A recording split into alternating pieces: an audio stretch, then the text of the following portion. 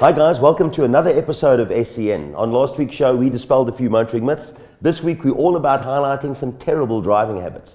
And to end off with, as always, we've got a couple of funny videos highlighting just not what to do at an intersection. Now, I've got to tell you, driving to work this morning, 2 hours peak hour traffic, load shedding, all the usual bits and pieces to make you really angry and aggressive in traffic. There's a couple of things that I noticed again this morning that I see every single day. And I figured this would be a great time to just highlight it. The first thing for me, and the most irritating thing I see on the roads on a regular basis, are people that have had little bumper bashings. I'm talking about minor accidents where absolutely nobody has been harmed in any way, shape or form. Sure, the car's taken a little bit of a hit, but other than that, people are fine.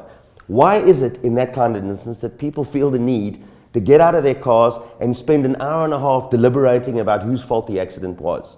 Blocking 2-3 lanes in some cases for absolutely no reason at all. Guys, please do me a favor. If you've had a minor bumper bashing, take a few pictures with your phone, get back in your car and move it out of the way. Continue your conversation with whoever's hit you to your heart's content. But please, not at the cost of me having to sit in an endless tailback where you guys are now involved in deep conversation about an accident that's already happened. So the rule is, if it's a bumper bashing, move your car. Quick pick, get the car out of there.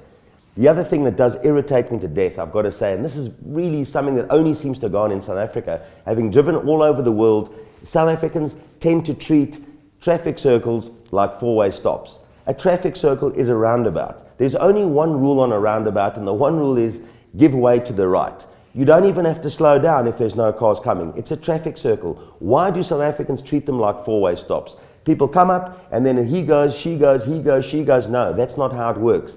Give way to the right is the only rule in a traffic circle. Please apply it. It's unbelievably irritating to sit behind somebody who doesn't know exactly how they work. The other big bugbear that I'm sure we all have are taxis. And I get this is the heart and soul of the nation. This is the transport industry that takes more people to work than anybody else. But we all know how unbelievably irritating they can be.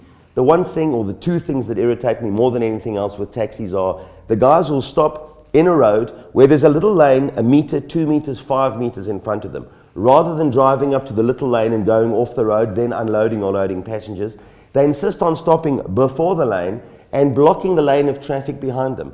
Please guys, do me a favor. If you can see a little bit of a gap further down the road, get off the road, let people get in and get out, then get back into traffic and carry on driving. Motorists buying stuff at traffic lights. Here's another bone of contention for me. A guy pulls up to a traffic light. We're stuck in a queue, maybe 5-10 minutes, you sit in your queue, the guy in front of you sits just like you do, nice and patiently, vendors all over the place, plenty of time to engage in conversation if he so chooses, waits until the light turns green, and he's at the front of the queue to then start negotiating on a pair of Ray-Bans. Do me a favor, come on. I see it all day, every day, it's absolutely ridiculous. If you're going to be buying stuff from a vendor, pull over, do a transaction, knock yourself out, take as much time as you need.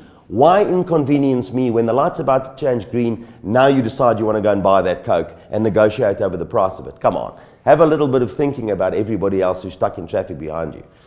The taxis that jump robots, again, this is a real bone of contention for me. Not the guys that jump robots then carry on driving merrily away. It's the guy that is in front of you, the robot is red, creep, creep, creep, halfway through the robot, all the way through the robot that then turns green. Then the taxi proceeds to drive at 10 or 15 kilometers an hour. Come on, what's the story with that? If you're going to jump a robot for no purpose whatsoever, A, why did you jump the robot? And then why would you drive at 10 or 15 kilometers an hour? Come on. You're inconveniencing everybody once again. You're endangering guys who might be coming through the traffic light in the other direction, firstly. And then secondly, you're driving at 5 or 10 kilometers an hour after having jumped a robot. Come on, that doesn't make any sense to me. Now, the other thing is hesitant and nervous drivers. I've got to tell you, these are the guys who cause more accidents than anybody else.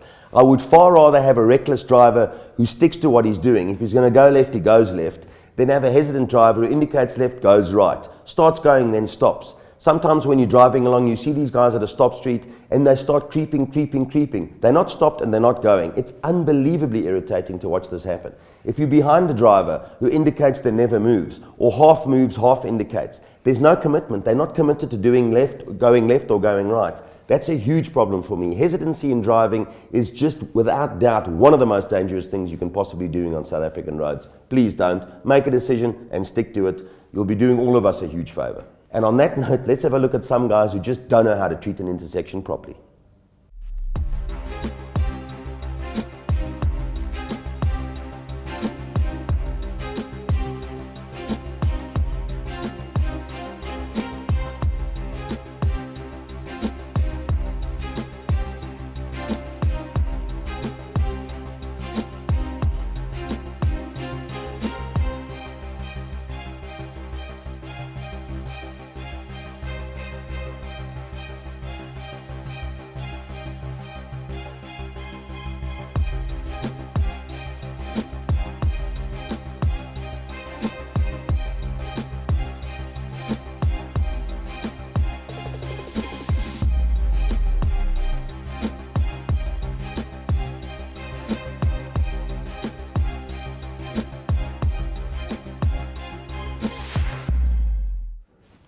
See what I mean? How not to behave at an intersection.